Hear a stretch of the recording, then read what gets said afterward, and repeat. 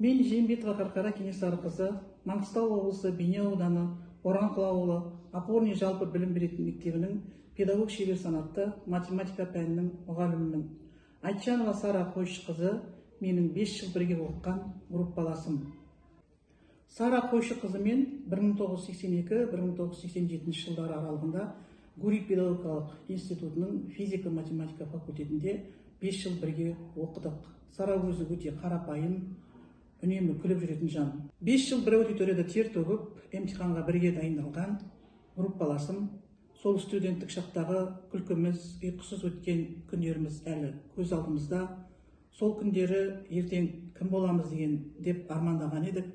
Міне бүгін сіз сол армандаған мақсатыңызға жетіп, ұстаздық мамандық жолында абыроймен зейнетке шыққалы отырсыз.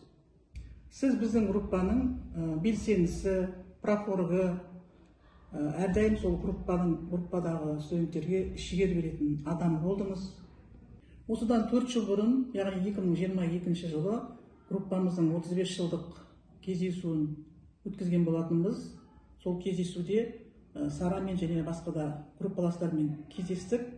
35 жылдан кейін Сара сол 35 жылдың ішінде ешқандай өзгермеген, орынғы сол жарқын жүзі Сара группаласымызды көрдік.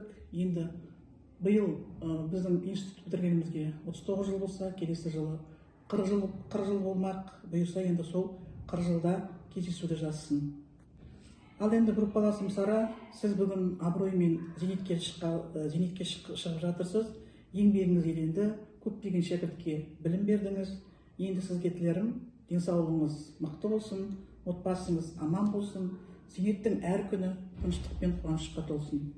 Біз үшін сіз әрдайым сол көңілді, адал группаласымыз болып қала бересіз. Ендігі жерде ұрпағыңызбен мың жасап, еңбегіңіздің зейнетін көріңіз. Тағы да зейнет жасыңыз құтты болсын.